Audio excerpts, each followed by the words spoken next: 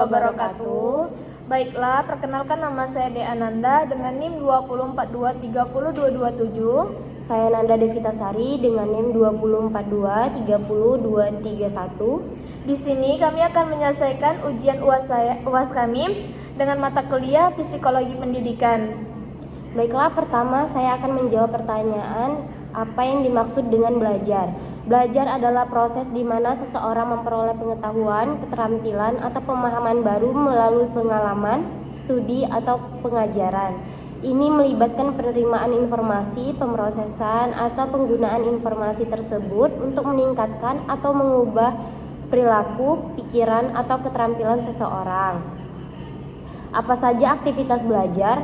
Aktivitas belajar dapat beragam tergantung pada konteksnya, baik itu dilakukan secara formal di dalam kelas, di luar kelas, atau secara informal dalam kehidupan sehari-hari, seperti studi mandiri, membaca buku, artikel, dan lain-lain, diskusi kelompok, berpartisipasi dalam diskusi kelompok untuk bertukar ide dan pandangan baru dengan orang lain, menghadiri kuliah atau seminar, mengikuti pengajaran dari pengajar atau pembicara ahli, praktik, melakukan latihan atau praktek untuk menguji dan memperbaiki keterampilan, menulis catatan, esai atau laporan, eksperimen, melakukan percobaan atau pengamatan, menggunakan teknologi, memanfaatkan teknologi serta aplikasi pengajaran, mengajar kembali, menjelaskan materi kepada orang lain untuk memperkuat pemahaman sendiri, bergabung dengan klub atau komunitas,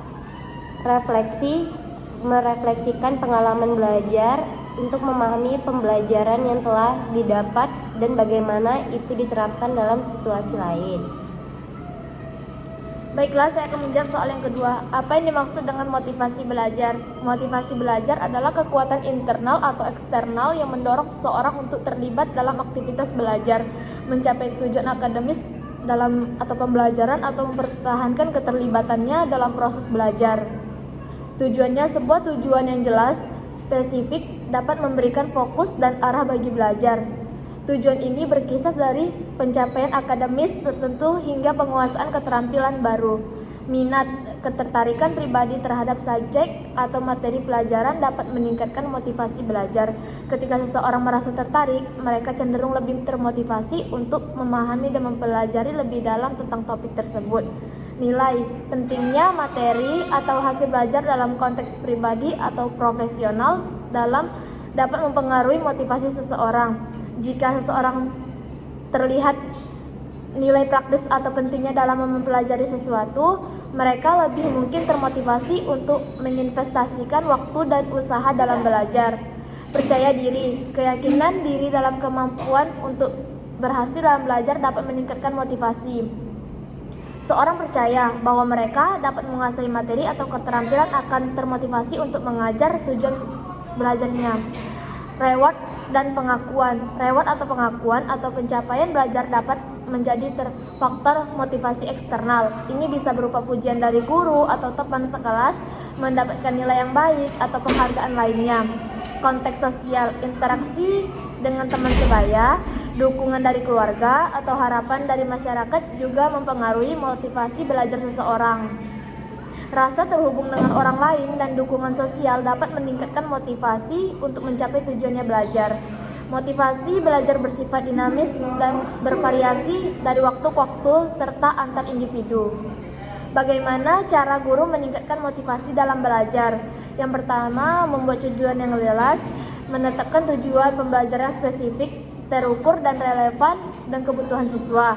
Yang kedua, memberikan umpan baik konstruktif, memberikan umpan balik yang informatif dan konstruktif dapat membantu siswa memahami kemajuan mereka dan area di mana mereka perlu meningkatkan.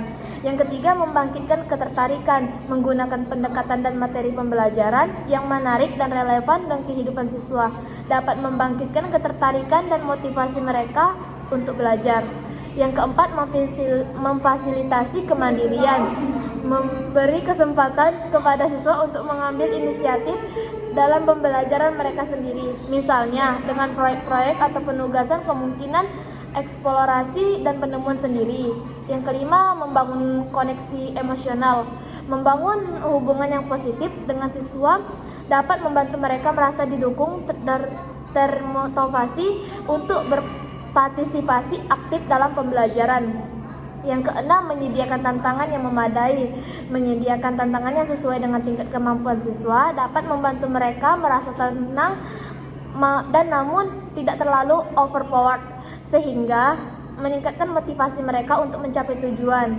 Yang ketujuh, menggunakan berbagai strategi pembelajaran. Menggunakan berbagai metode dan strategi pembelajaran seperti diskusi kelompok, proyek kolaboratif, penggunaan teknologi, atau permainan pendidikan. Yang kedelapan, memberikan pilihan. Memberikan pilihan dalam aktivitas atau belajar dapat meningkatkan rasa memiliki siswa terhadap pembelajaran mereka sendiri. Yang kesembilan, mengkaitkan materi dengan konteks hidup.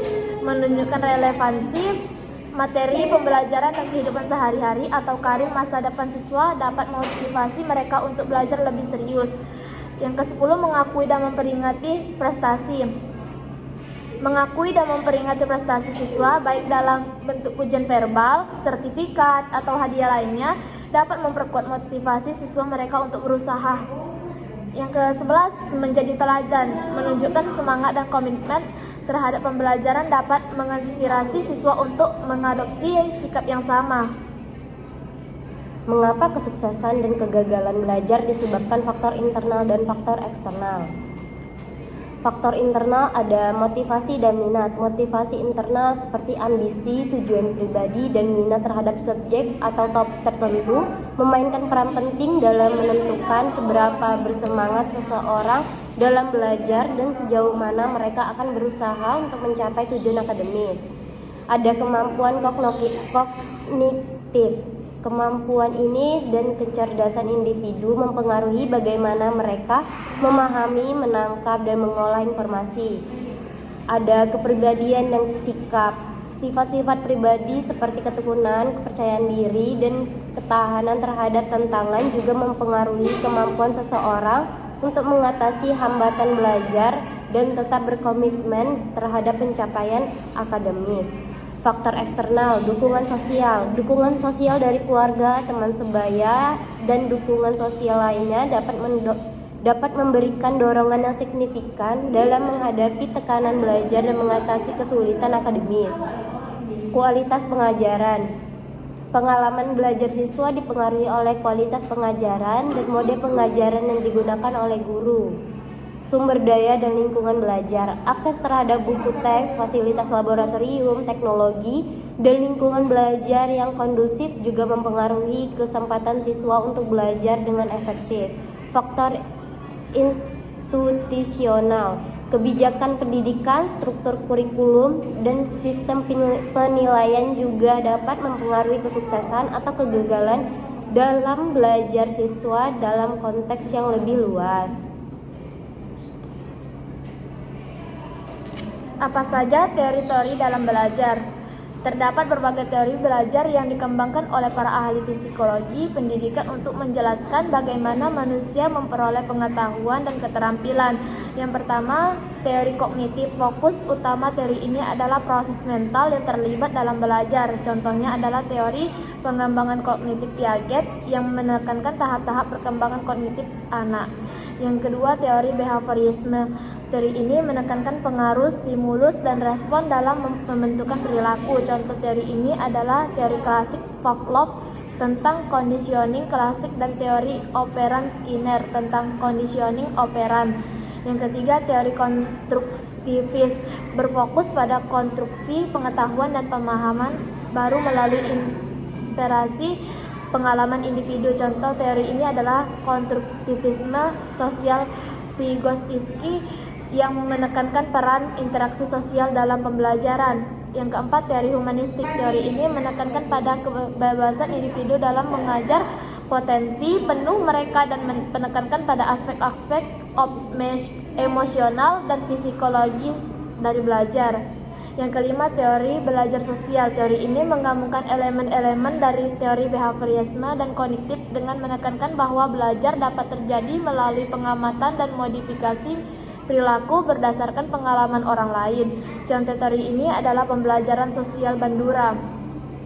Teori belajar situasional fokus pada konteks dan situasi yang mempengaruhi cara individu memperoleh, memproses, dan menggunakan pengetahuan. Teori ini sering diterapkan dalam konteks pembelajaran, terapan, dan konstekstual. Yang ketujuh, teori belajar kolaboratif. Teori ini menekankan kerjasama dan interaksi antara individu dalam kelompok untuk membangun pengetahuan bersama.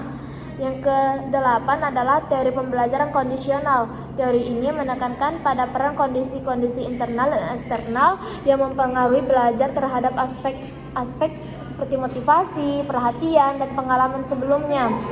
Selanjutnya, faktor apa saja yang mempengaruhi kepribadian seseorang?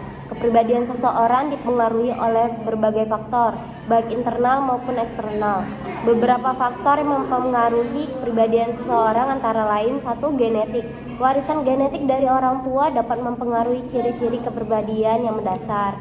2. Pengalaman hidup. Pengalaman yang dimiliki seseorang sepanjang hidup mereka, termasuk interaksi dengan orang lain, lingkungan keluarga, sekolah, dan masyarakat, dapat membentuk kepribadian mereka. Kultur dan nilai. Nilai-nilai dan norma budaya yang diadopsi seseorang dari lingkungan sosial dan budaya mereka juga berpengaruh besar terhadap kepribadian. 4. Pendidikan dan pembelajaran.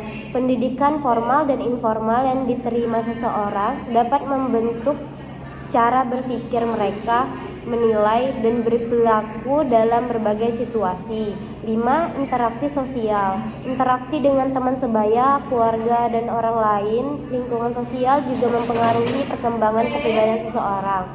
6. Kondisi ekonomi dan sosial. Kondisi ekonomi dan sosial tempat seseorang dibesarkan juga memainkan peran dalam membentuk persepsi sikap mereka terhadap dunia. Sekian penjelasan dari kami. Bila ada kesalahan kami mohon maaf. Saya akhiri. Wassalamualaikum warahmatullahi wabarakatuh.